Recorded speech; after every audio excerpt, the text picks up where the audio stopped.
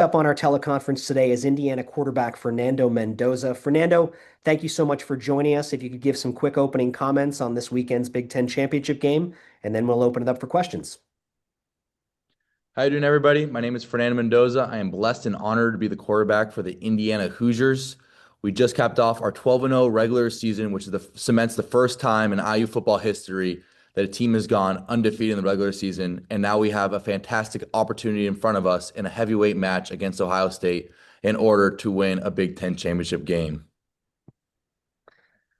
Thanks, Fernando. Our first question today goes to Scott Docterman. Good afternoon, Fernando. I hope you're doing well.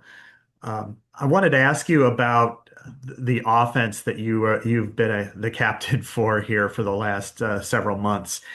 How was it explained to you what you would be doing, what the things you were going to be looking at pre-snap, post-snap, throughout the play when Coach Signetti wanted you to come there, and how have you been able to execute it in a way that's been so incredible thus far this year? Yeah, first of all, I've been blessed and honored to be one of the many captains on the offensive side of the ball, alongside Pat Coogan, Ryan Nowakowski, Elijah Surratt.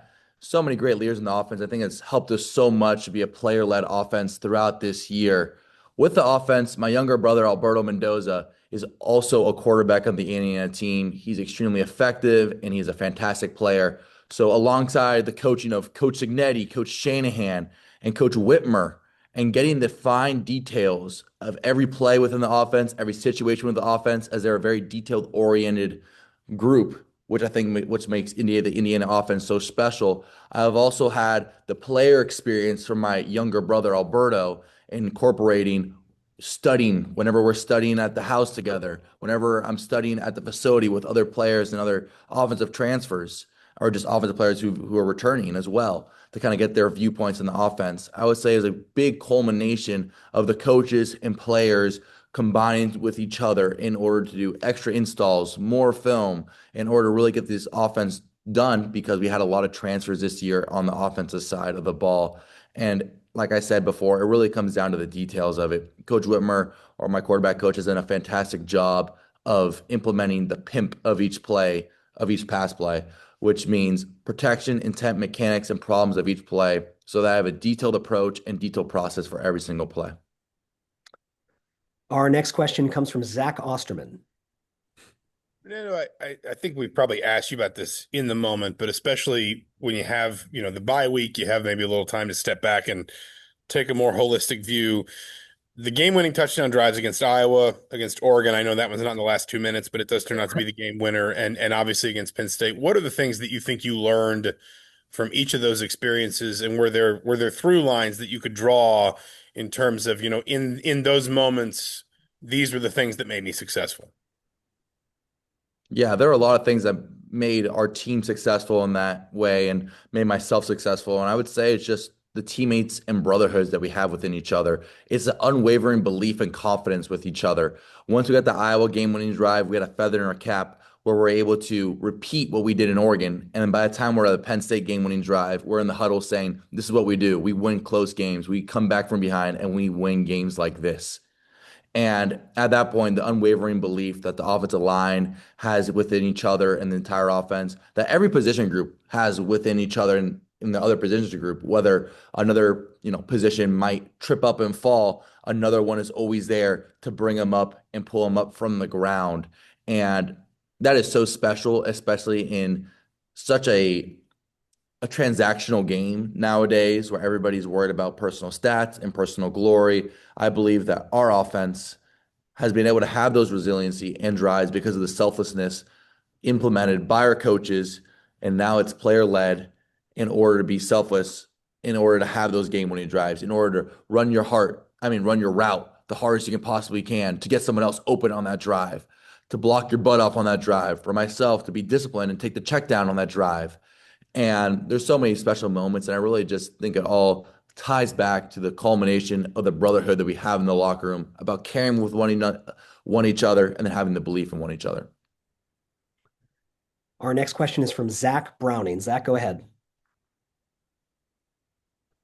Yeah, Fernando, when when you break down film, what's your process? Do you focus, when you're looking at Ohio State's defense, what do you prioritize?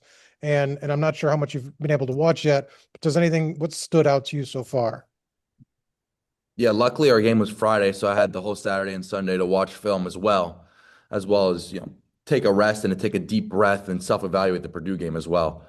And with that, I have a routine that I've used throughout the entire season. And for any big game, especially like this, I had a Saturday, so I had an extra day to prepare, which is great, but I'm not going to change my routine, just because this is the Big Ten championship game, as I believe the routine is already very process oriented, and that is all that I can control.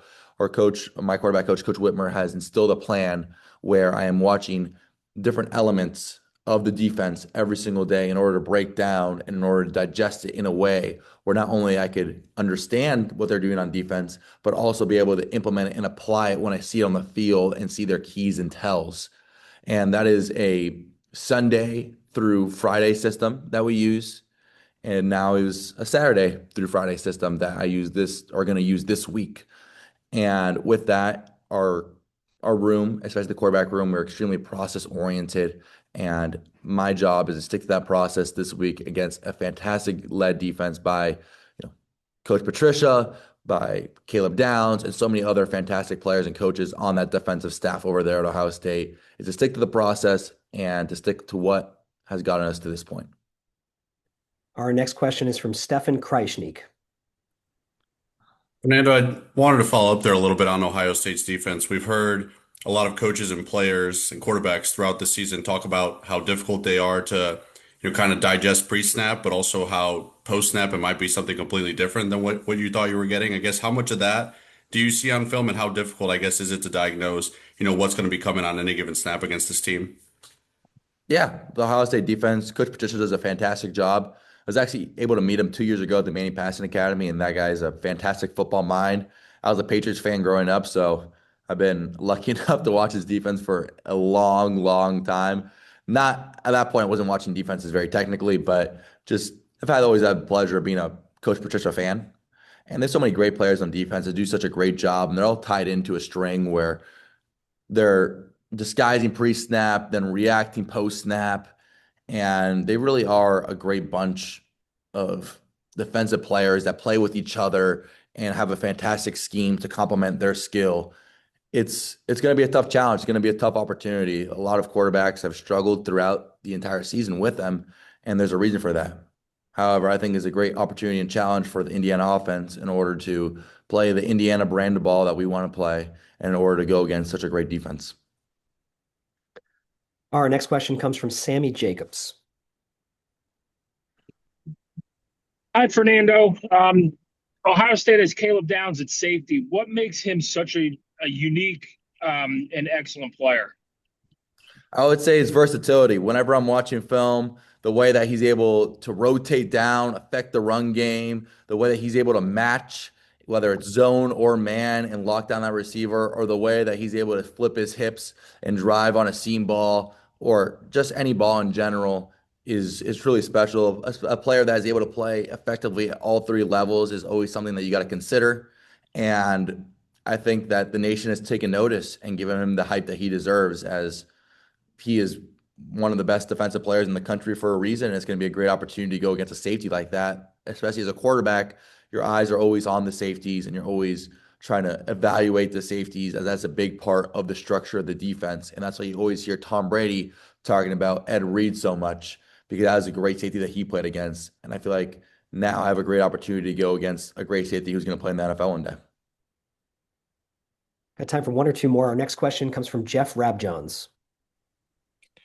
Yeah, Fernando, just wanted to get your thoughts. Your receiving core is one of the elite receiving cores in the country by numbers, by accolades, by awards. In your opinion, what makes them elite?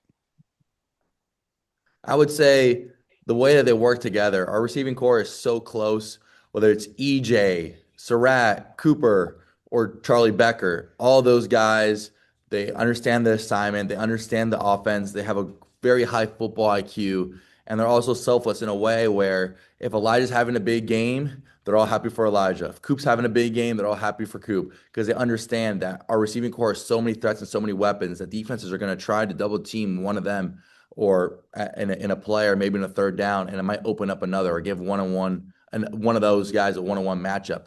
And that is so special to have as a quarterback where all the receivers on the field are always going to, well, I have confidence that they're always going to win their one-on-one matchup because they're so talented and they have such a high football IQ. And it's truly just an honor to be their quarterback. And I'm in a very blessed position to throw the ball to them. Our last question for Fernando today will go to Dan Hope. Dan, go ahead. Hey, Fernando, have you met Julian Sain at all? And just what are your impressions of watching him?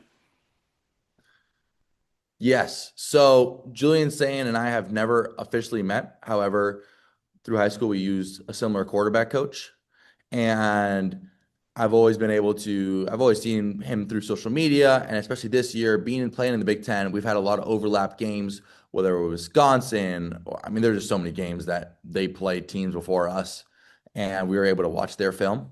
So it was always a great experience, being able to watch the Ohio State offense, the way that they're calling the plays, their receivers, their entire offense, and also Julian saying as well.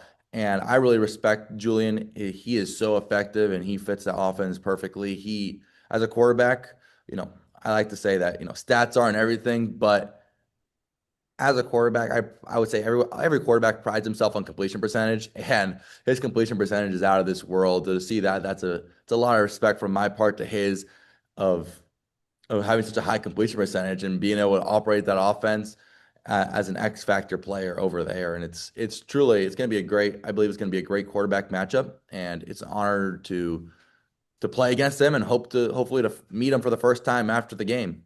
And I think it's going to be a great experience for the both of us. This is going to be both of our first championship game. And what a great opportunity and blessing to play against such a fantastic team in Ohio State, fantastic defense, and a fantastic offense with a great quarterback. Fernando, thank you very much. Good luck this week. Thank you guys so much. God bless.